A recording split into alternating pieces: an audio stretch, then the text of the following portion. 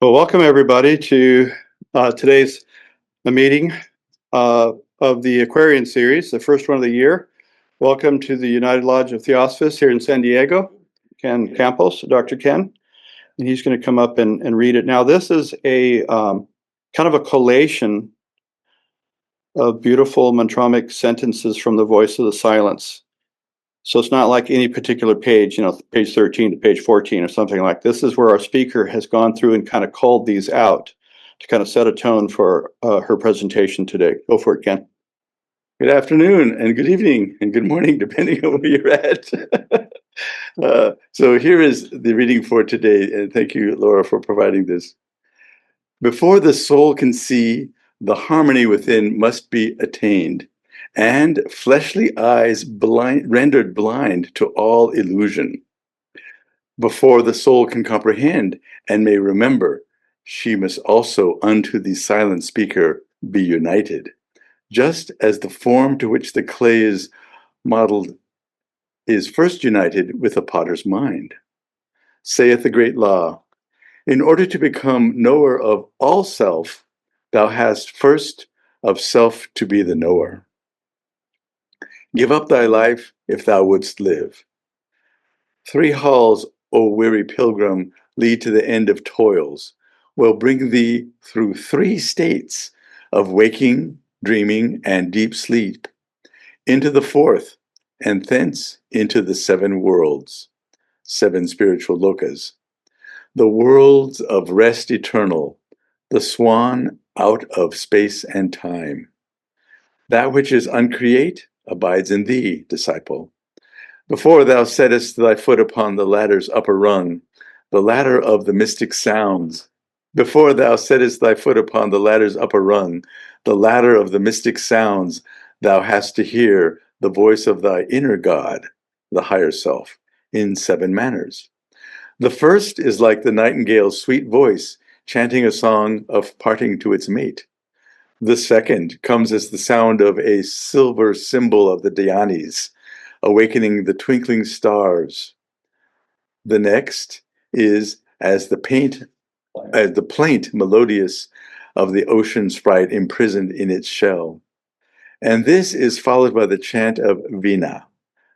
The 5th is like bamboo flutes, shrills in thine ear. It changes next into a trumpet blast. The last vibrates like the dull rumbling of a thunder cloud. The 7th swallows all the other sounds. They die and are heard no more. When the 6 are slain and at the master's feet are laid, then the pupil merged into the one, becomes one and lives therein. Knowledge is of loving deeds the child. No conqueror of sins, once that a Soani has crossed the 7th path, all nature thrills with joyous awe and feels subdued. The silver star now twinkles out of the news to the night blossoms. The streamlet to the pebbles ripples out of the tail. Dark ocean waves will roar it to the rocks. Surf-bound, scent-laden breezes sing it to the vales, and stately pines mysteriously whisper, a master has arisen, a master of this day. I'm sure. And thank you. Laura, I'll let you take it away there. Yes, beautifully read. And Jonathan, thank you for sharing the work there in the almanac. That's wonderful to see. We can see there how nature rejoices with the flute of Krishna, with the perfection of Krishna. And, that reading shares it. Nature opens up her doors to those who have so purified their instrument that they can absorb and reflect the light of nature. So welcome everyone.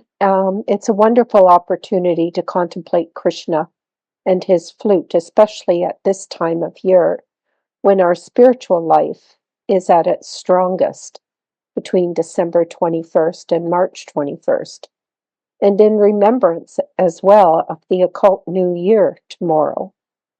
January 4th has been held sacred to deities associated with wisdom and esoteric knowledge, such as Mercury from the Roman, Buddha from the Hindu, and Thoth Hermes from the Egyptian Greek.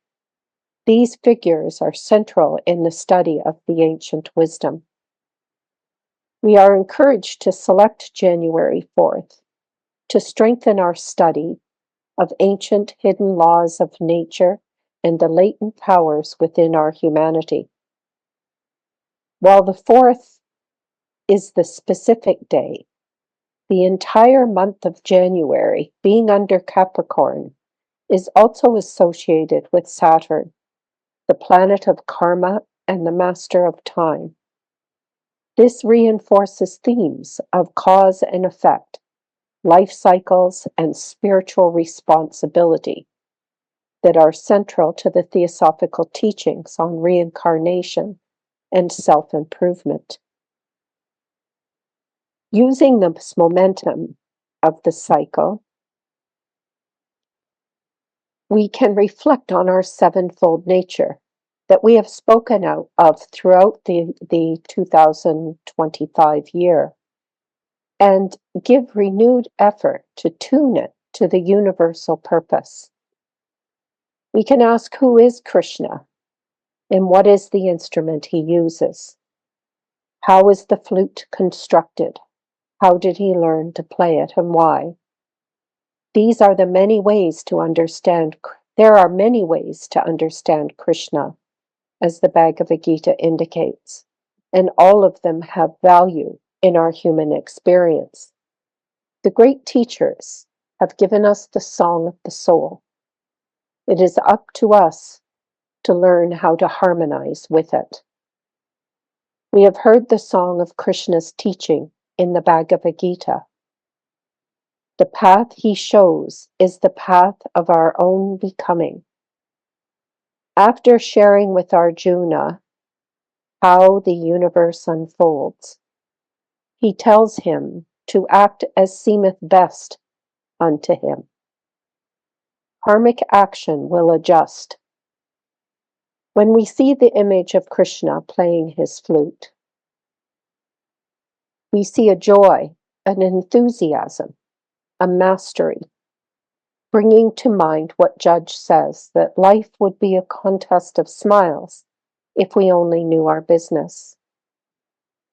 The voice of the silence readings remind us to be of good cheer and using the instrument that we already have to give light to the toiling pilgrims around us. The Aquarian series has given these excellent talks on the sevenfold nature of man and the universe, giving points of discerning the changeless self we are and the changing forms we continue to build. The flute is about moving the wind or breath through the instrument. In this process, we discover the tuning required to bring our sevenfold nature into harmony with each other and the universe. In our efforts today, we sound like first-year high school band, with a few skilled players trying to hold the band together. This is where common sense and a sense of humor become necessary, for this is a work of lifetimes, and we can see what a challenge it is for us in our humanity to work together in this production. A constant practice of loving deeds, selfless kindness, brings the work required of tuning the mind and the heart. And this is what we as a humanity are in the process of doing. And this takes many, many incarnations and many sacrifices of the personal to the divine.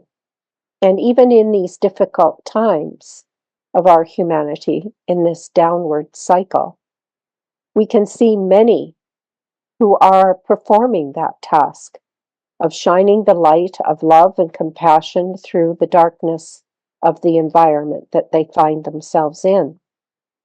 And this is the work we're to do. It is a careful hollowing out of the personal attachments of like and dislike that gives us the greatest freedom within the midst of the din of disharmony that we see around us. Krishna is also a historical figure. He came over 5,000 years ago, marking the beginning of the Kali Yuga. He set the tone for humanity, just as parents and community set the stage for the new child. Krishna told us of the challenges we would and will have at this time, of great battles to be fought and won, of forces to conquer and obstacles to overcome. He said desire and passion were most powerful on this earth at this time. And when caught in these myriad of likes and dislikes, we become lost to our true nature. His words and example show us that through devotion, we too can realize our true nature and conquer these passions instead of being ruled by them. He is revered in Hinduism as the 8th avatar, the joining of spirit and matter in manifestation. In the Bhagavad Gita, Krishna states, I establish this universe with a portion of myself and remain separate. In this, Krishna represents the self of all that lives. In order to become the knower of all self, we have first of self or individual self to be the knower. And to reach that knowledge of self, we must give up our idea of separateness to non-separateness, our being to non-being. All this seems rather vague and confusing, but it is essential to know if we are to understand what is meant by Krishna's flute.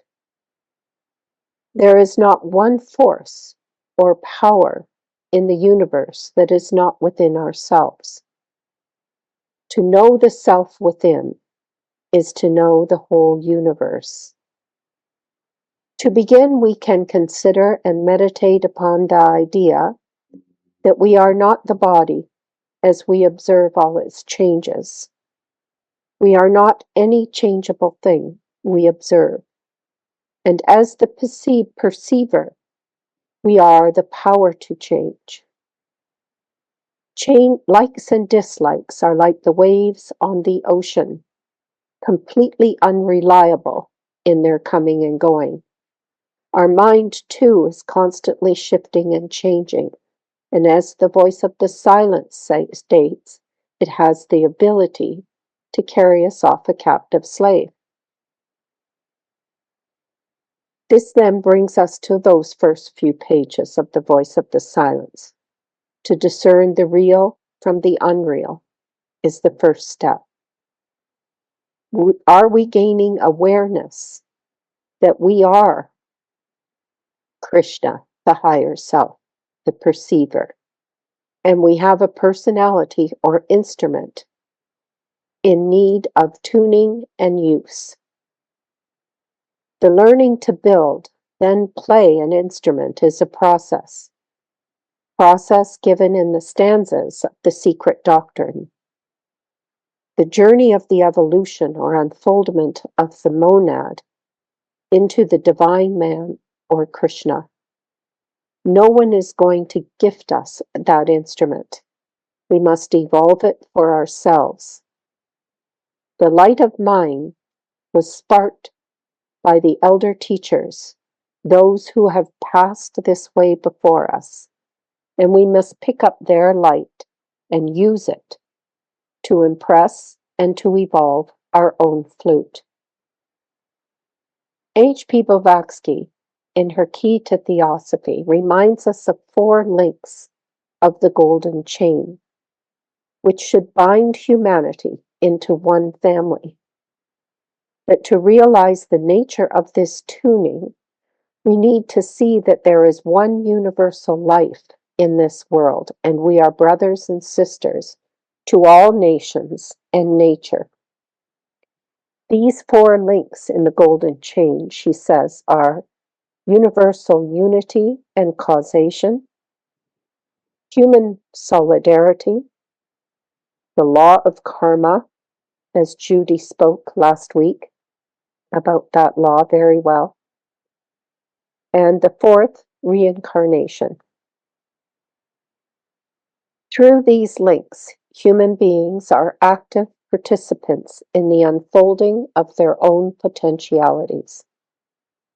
If we use these potentialities selfishly, as Dr. Salzman pointed out, karma will repeat the lessons not learned and give us further opportunity to harmonize with this golden chain.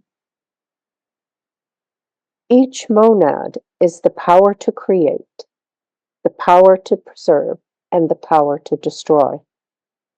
In the lower kingdoms of nature, mineral, vegetable, and animal, this power is moved by natural impulse guided by cycles of previous existence.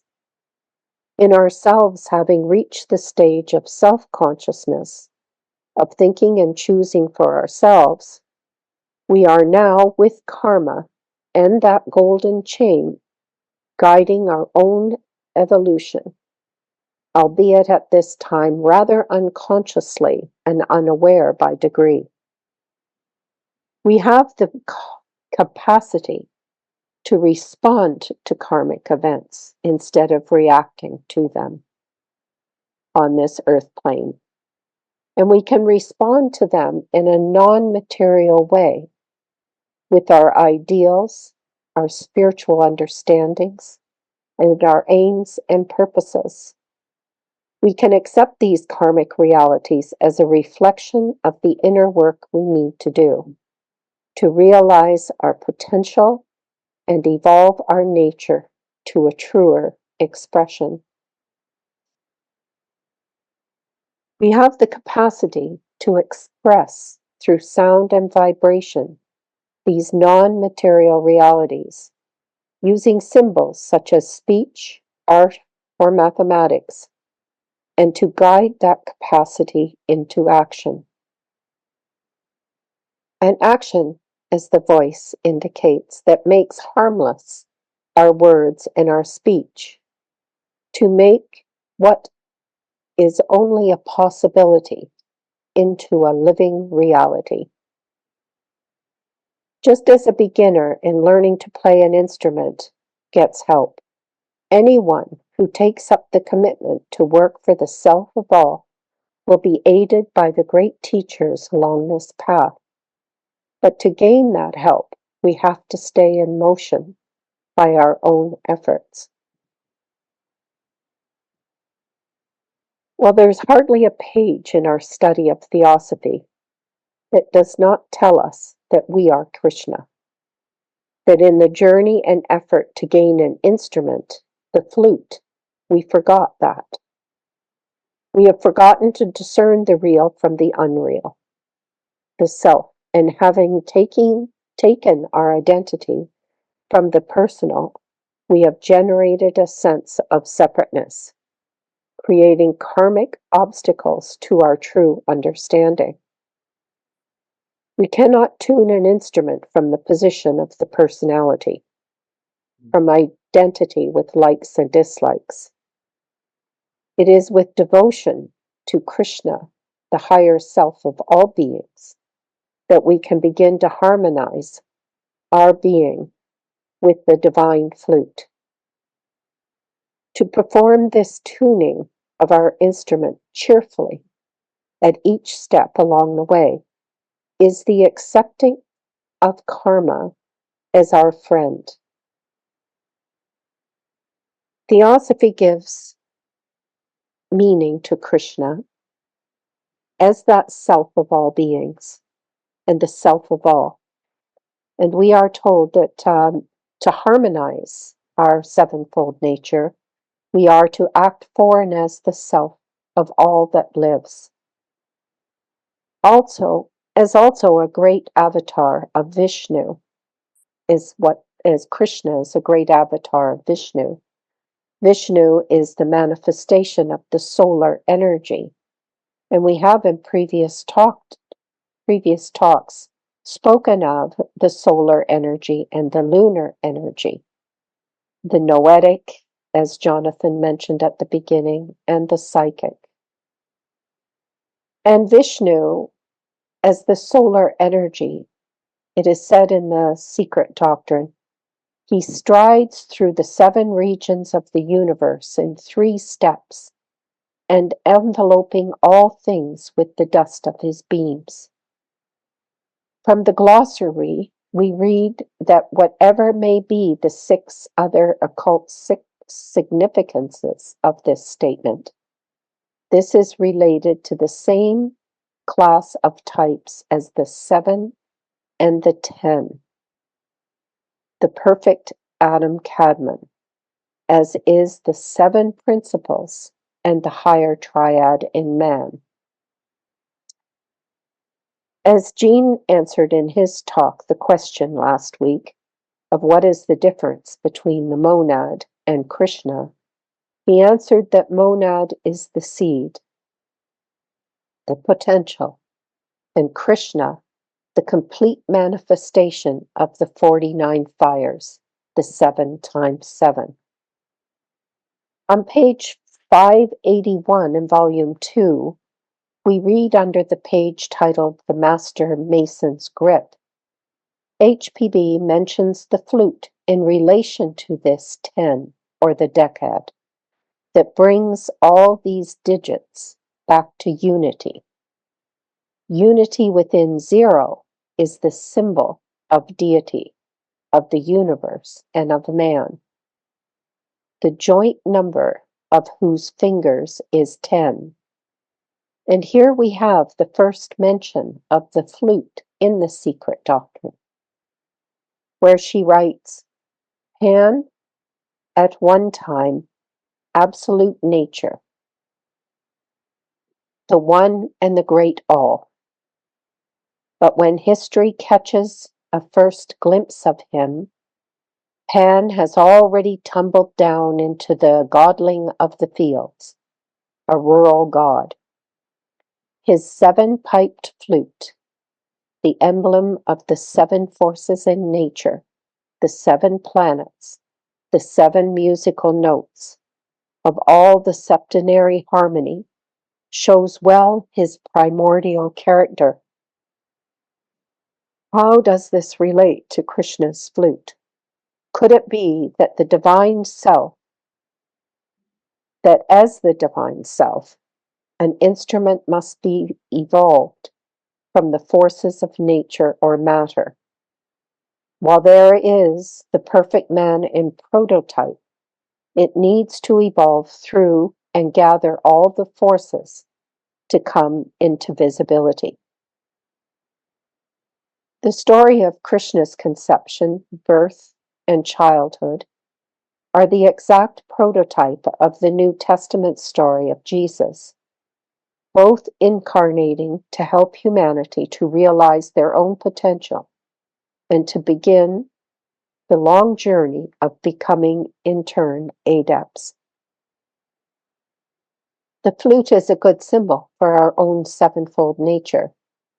As imperfect as it might be, unlike the flute of Krishna, yet like Krishna, we can use it joyfully for the benefit of others, thereby living to a degree and playing in universal harmony. As the voice of the silent state states, if sun thou canst not be, then be the humble planet. Point out the way, however dimly, as does the evening star, for others who tread their path in darkness. We are, as all teachers have said, to be of good cheer in spite of the conditions that we find ourselves in.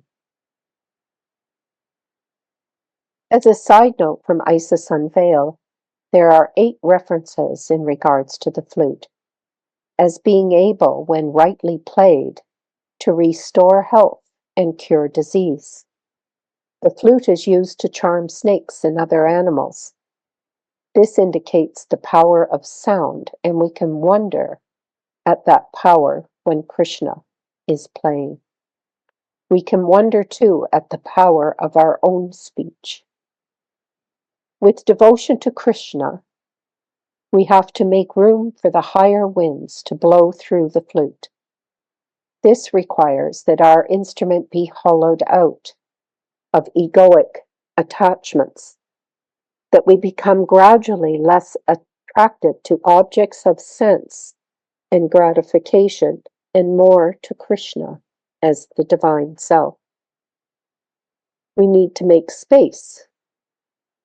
Sometimes we will try to make a musical note from our higher devotion, but it comes out sour, indicating a further work that we must do. And the voice of the silence reminds us that we should, not be too disturbed by those failures, but to keep trying.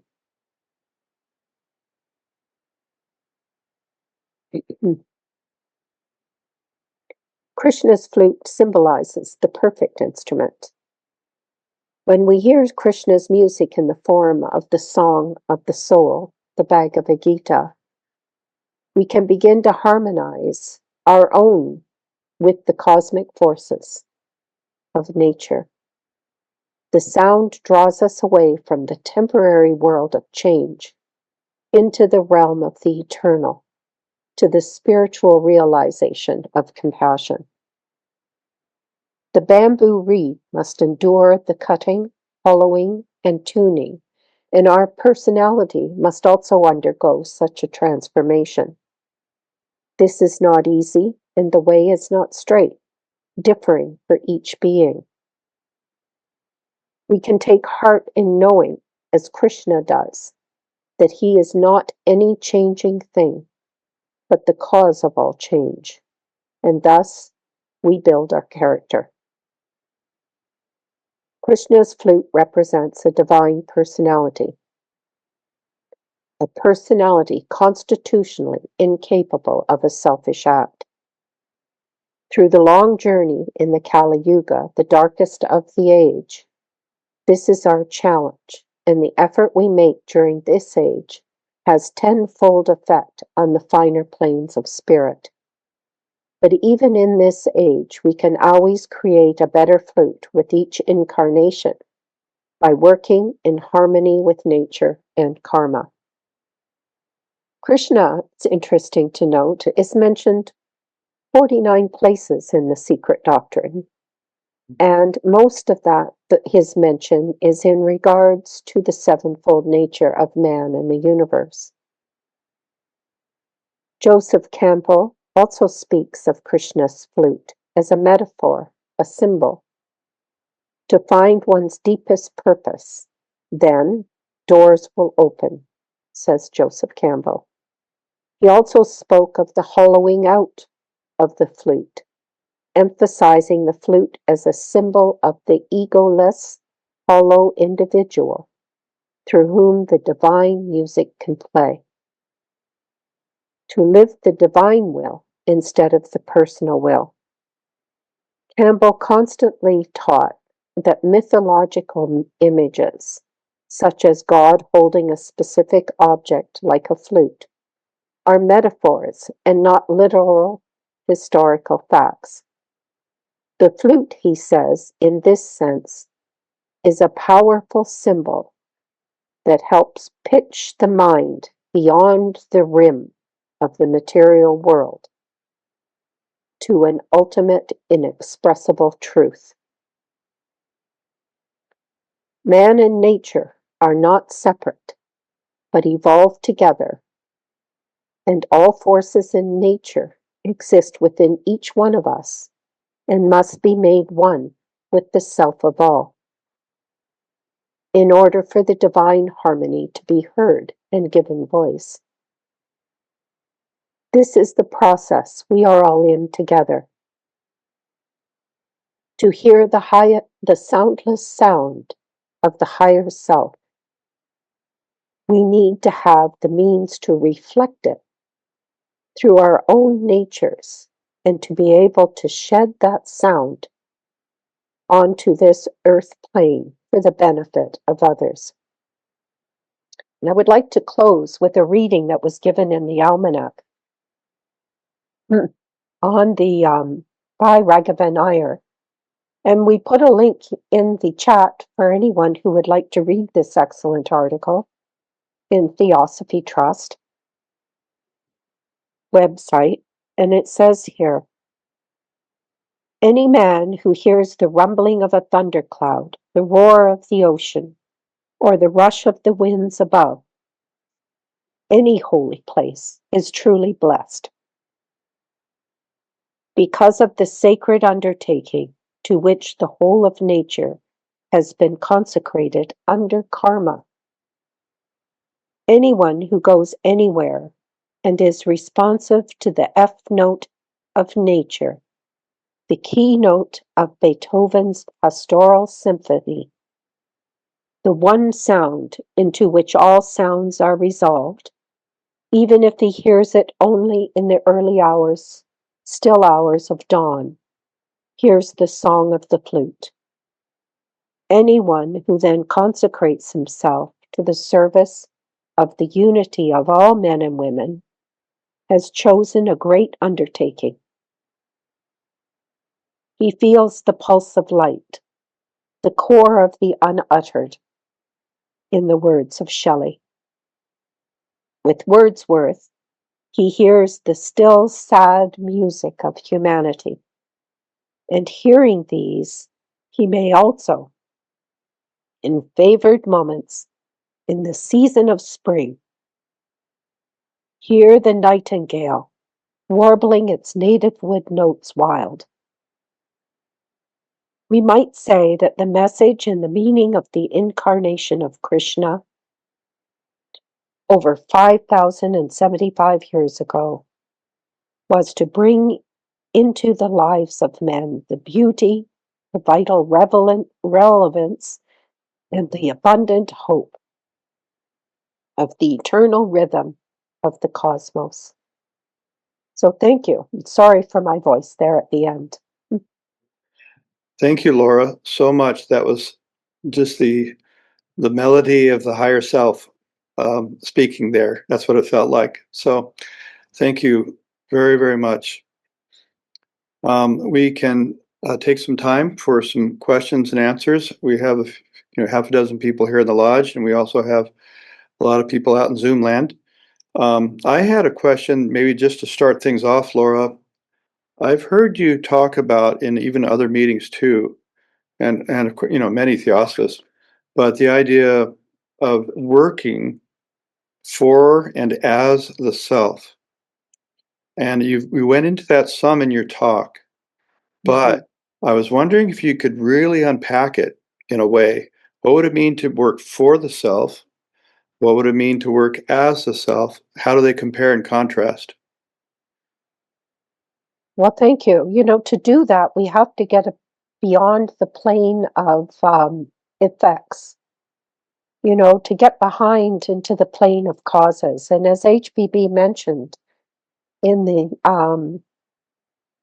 key to theosophy, about human solidarity, to begin to see whatever effects that we find ourselves in, these are a result of our efforts on the inner planes of our being to overcome the lower nature, the personality, to conquer it.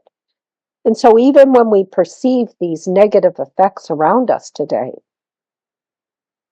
can we be aware of that process that's taking place, that can only take place on this material plane?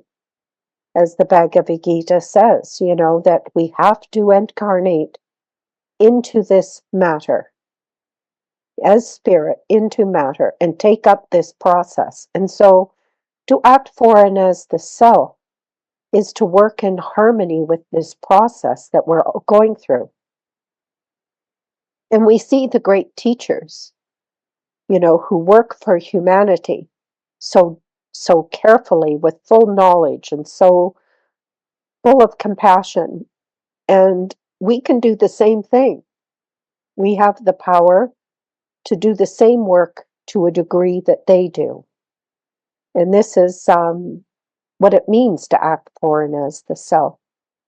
That we take up the same task that the great teachers have, even if it is with an instrument that is not perfect, that is not completely in harmony yet, but we are going to take up that work. And because that's the only way that we're going to get that instrument tuned up is by doing the work of the great teachers, Mm-hmm. which is the work of the self of all that lives. Yeah, So like we don't judge other people. We don't judge things. We keep the long view. We keep our eyes on the horizon of the goal of humanity. Thank you very much, Laura. Yeah. Are there anybody else daring enough to put oh, there's Kirk Radine. Look at, speak of the light of daring. There he is. There he is. Yes. Thank you, Kirk. Thank you, Laura. That was such a beautiful talk. Yeah, enjoyed it immensely. And so many questions came up over the course of the talk as well. And that's one of the things I liked about it so much is it was both synthetic and open-ended. So it invited inquiry. And one of the things that came to mind was the idea of the flute as being the capacity to articulate the teaching. Mm-hmm. That the Gita itself is a representation of the magnificence of a consummate master of the flute, and so it brought to mind the idea or the question. Several questions. I'm trying to keep it simple. We have this idea of, for example, the secret doctrine as being the metaphysics and the voice of the silence as being the ethics. Yes. And maybe you could, one of the questions that comes to mind is, where would you place the Gita in that relationship? Is it, obviously it also has to do with the ethics, but with yoga more specifically in its broader sense, or would you say that it's the Hindu expression of the ethics of the SD? So that's one question. Maybe that's a brief answer. You would bring a brief answer to that. But the more fundamental question is,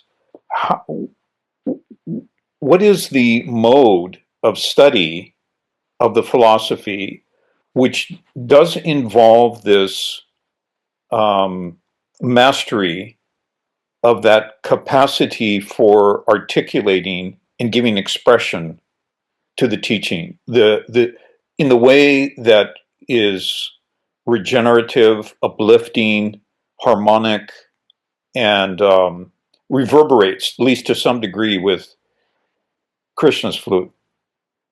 Hmm. Well, for the first question, the Gita, where does it lie between the voice of the silence and the secret doctrine?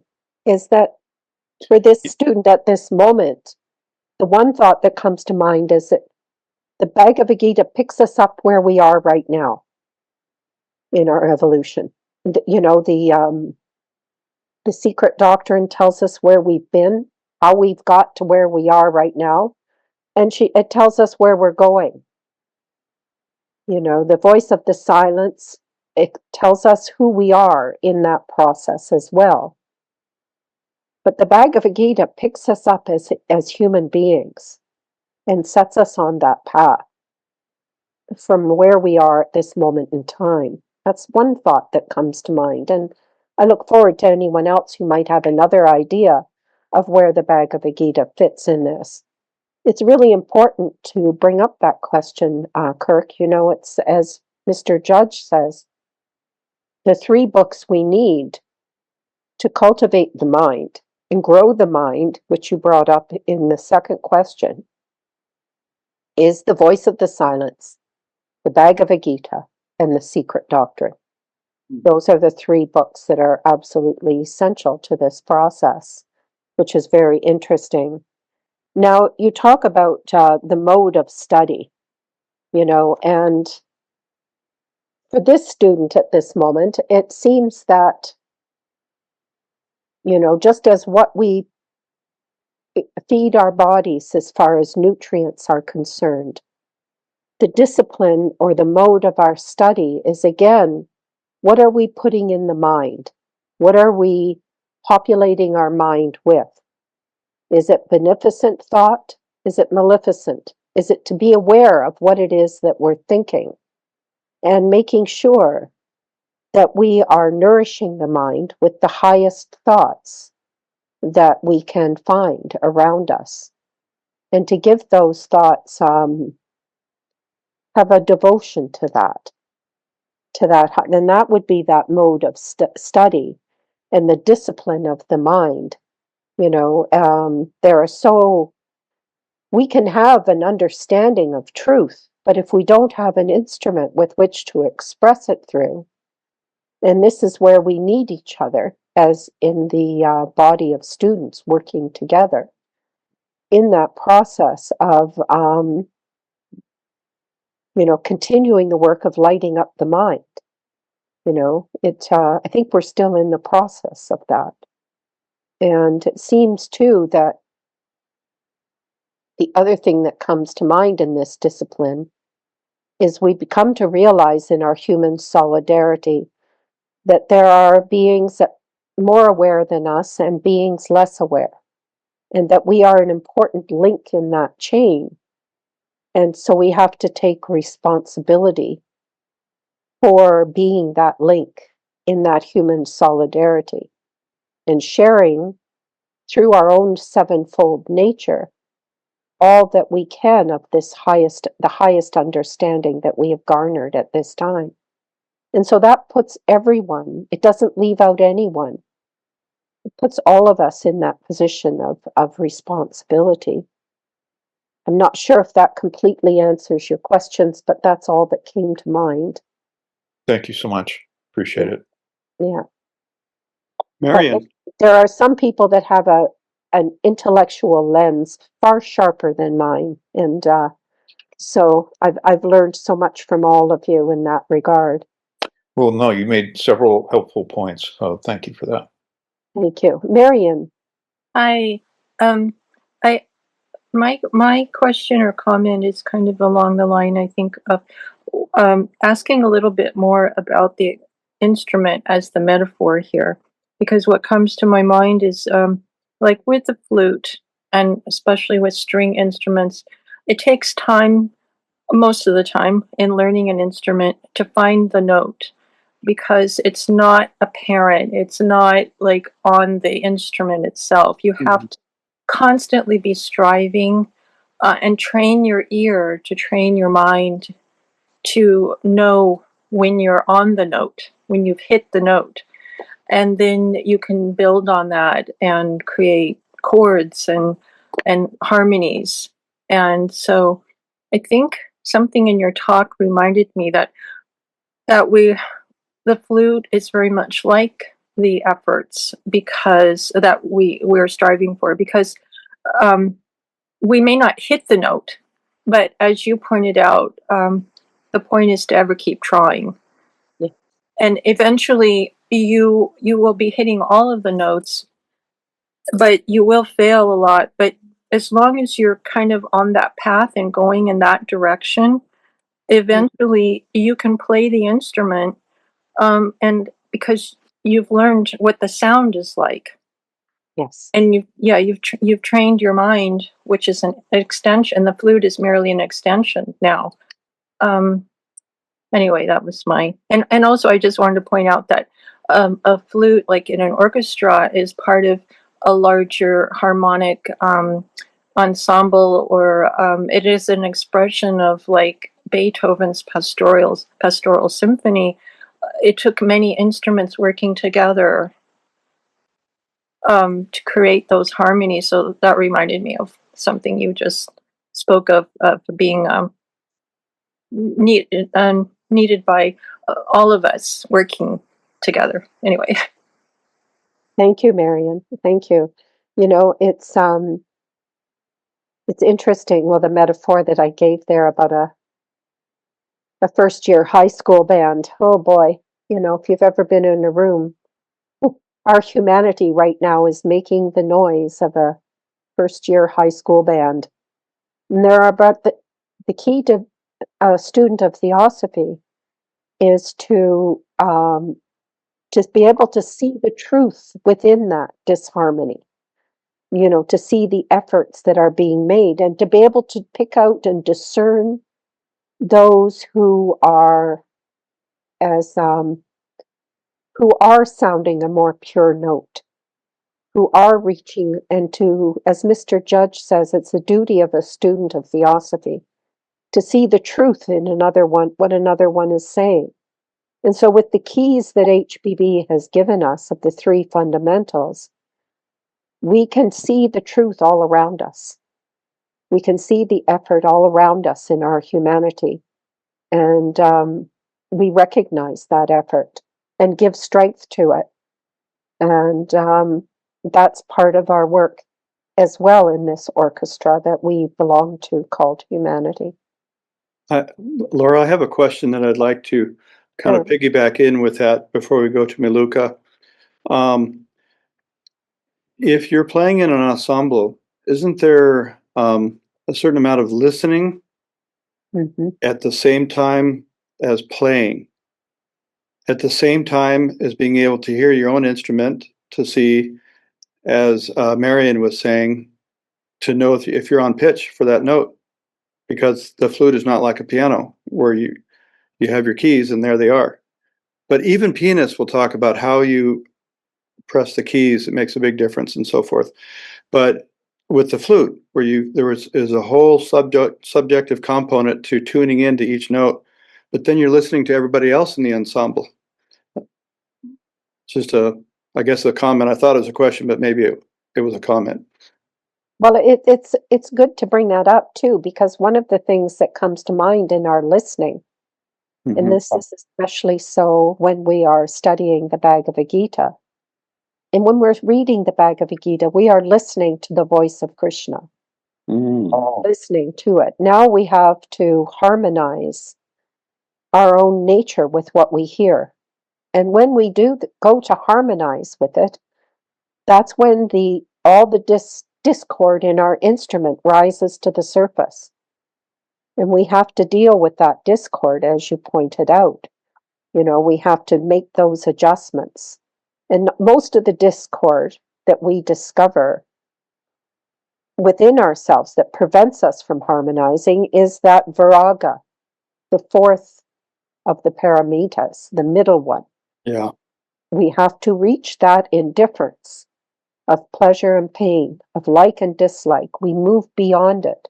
And that's where the freedom comes. Once we've moved past that, then we have more freedom in the tuning of our sevenfold nature.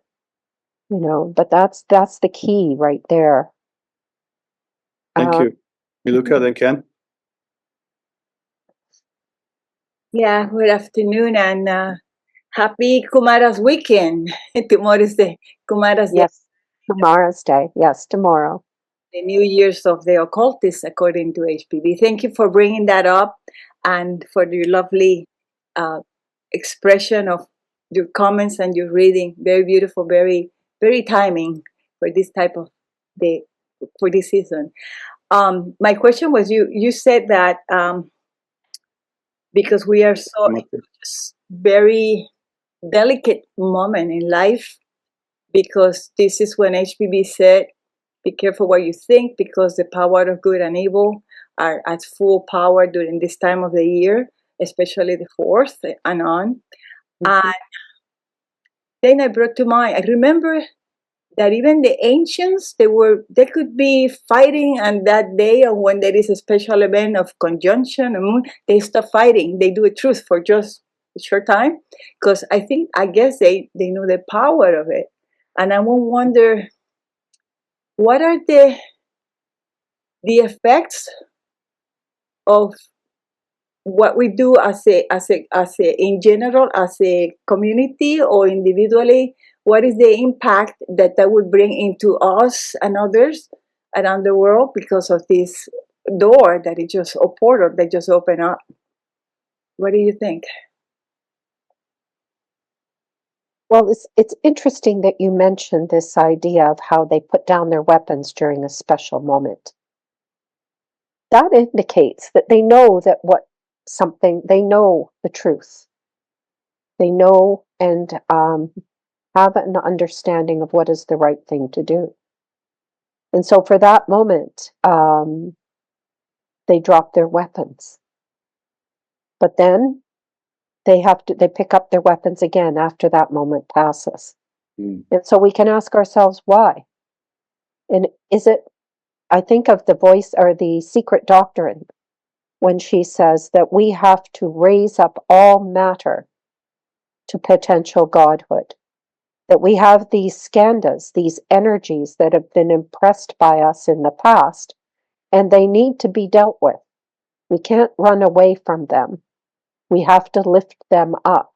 So even though we have the idea of the perfect Adam Kadmon within us, the ideal is there, we have to impress nature with this ideal, and that's where the difficulty comes in.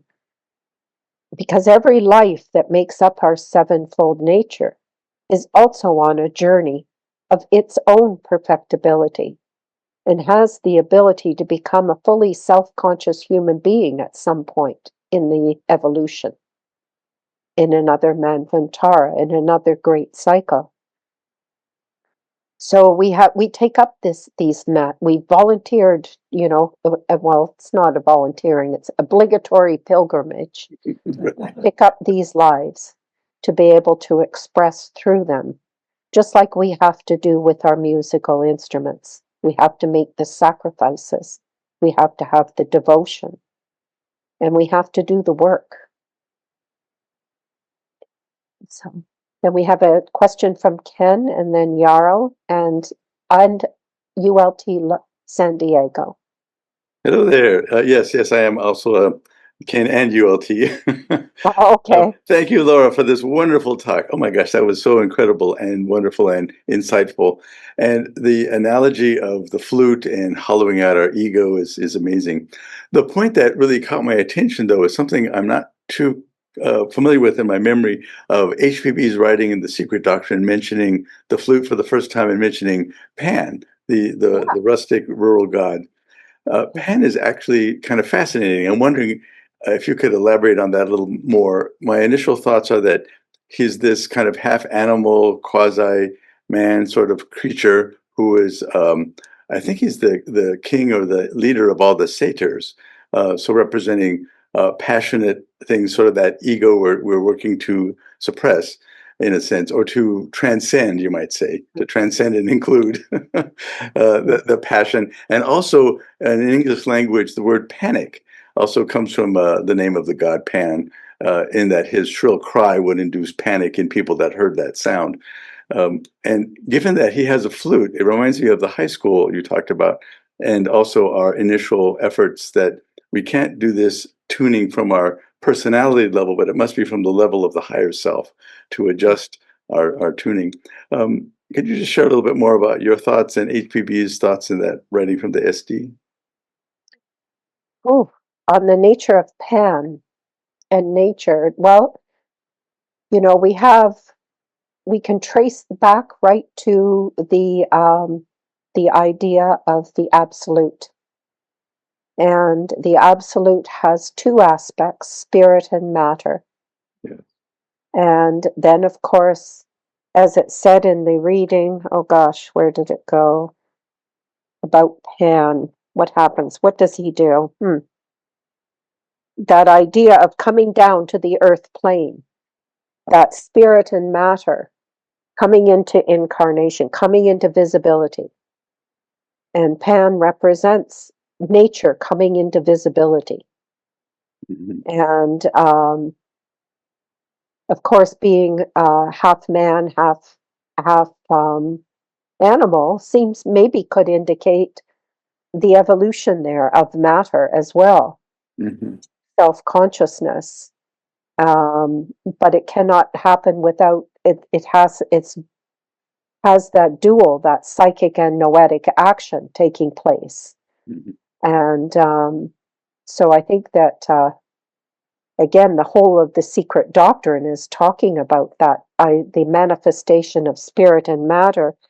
And even in looking at Krishna, when he set the in manifestation, um, the spiritual and the physical, when we look at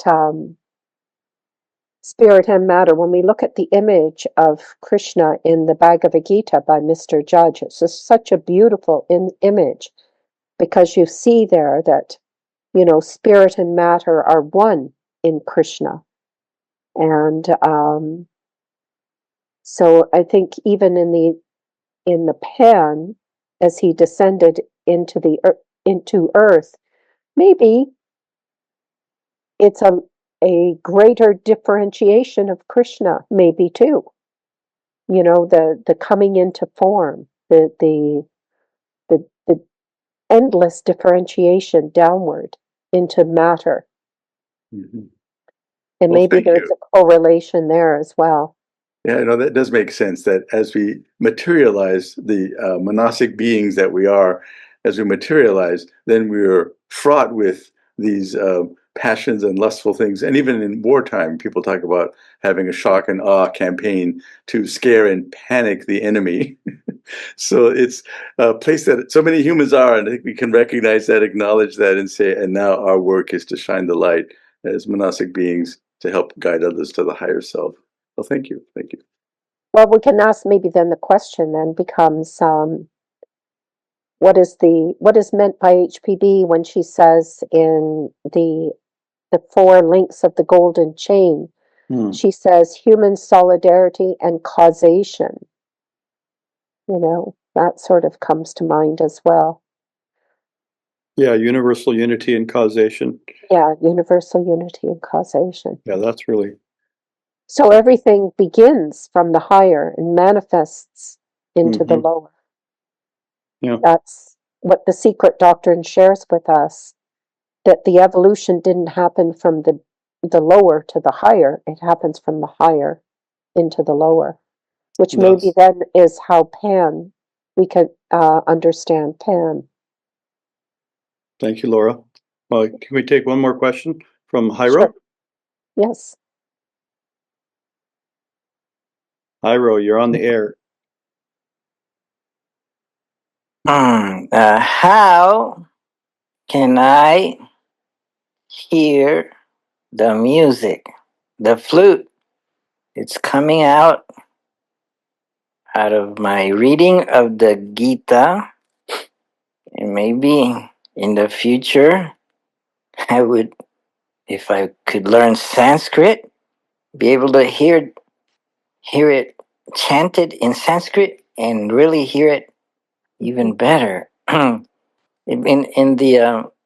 the what's it, the I was looking over what was it given in the link by Raghavan Iyer. Maybe it's near the beginning. He mentions that it's kind of sad that, or it's interesting at least that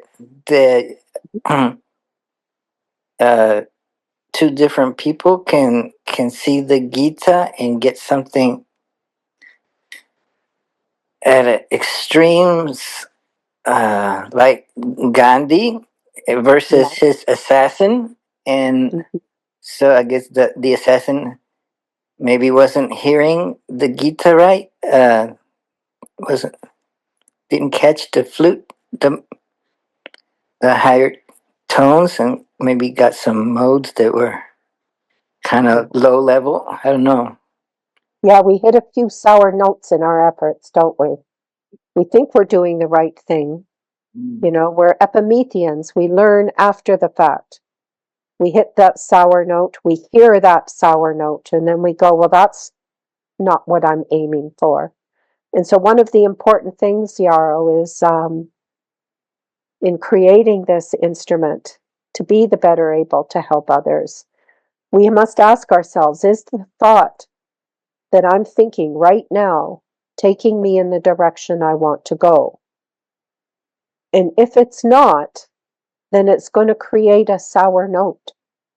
So we have to challenge those thoughts. And that came out in the question on the discipline of the mind, is, you know, that constant challenging. And as was also brought out by Marion in the tuning of the instrument, you have to challenge yourself to make sure that you are hitting the note that you're striving for. And we can only do that if we purify the mind. And there's our work, you know, and to do that. Thank you. I'd like to just close the meeting by kind of reflecting on last year and this year in kind of a Janus moment here, looking forward, looking backwards, and then looking forward. Mm-hmm. Last year, I think, was about discernment, which is, you know, an aspect of buddhi, manas and buddhi. And this year, it has this this flute of Krishna idea. And just from what we've learned in the meeting here, it has to do with instrumentality and the having a discerning ear, but also being able to play an instrument to manifest something that is uplifting and magical, really. And like from Kirk Redine's question, this idea of how to really articulate these teachings and to make it something musical and effective. And so I'm wondering, just I guess we'll learn throughout the year, but I'm speculating that this idea of the flute of Krishna has something to do with learning how to manifest, which is really another aspect of buddhi and manas, really. How to synthesize the teachings in such a way that we live them and embody them. And there will be a melody that comes out of that, it would seem. And so we can kind of look for that in the themes as we study this, because it's so interesting that buddhi has so many different aspects of it: discernment, wisdom, knowledge. There's so many different aspects of it, and receptivity, which might have something to do with the sound, listening for the sound, and but also in terms of there's an active aspect to buddhi, you know, which is very mysterious and has to do with electricity and magnetism and so forth, and fohat. But the idea of actually instantiating the teachings and by preserving the teachings for the future by living them. In other words, being a living embodiment. And that's a way of kind of archiving the teachings, but also keeping them around for posterity, for others to find in the future. These incredible teachings and these three books that Laura mentioned, The Voice, The Secret Doctrine, and the Gita.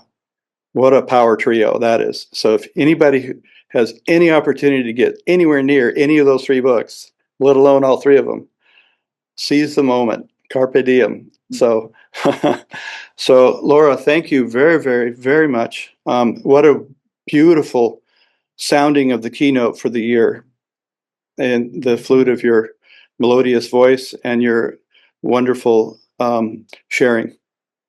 Well, thank you. And, you know, in that note, to think too that this sound, this light, this voice is within all that lives, but in all it does not shine forth. And so as students of theosophy, we keep seeking out that light that shines within all. So beautiful. Thank you so much. Thank you, Laura. And thank you all for your really astute questions. Thank you so much for those questions too. And as Kirk said, that's the beauty of the talk. It released all of those wonderful questions. Thank you, Laura. Thank you, everyone. It was wonderful. Thanks everybody for being here. Happy New Year, everybody. Happy New Year. And happy Kumara's Day. Happy Kumara's Day.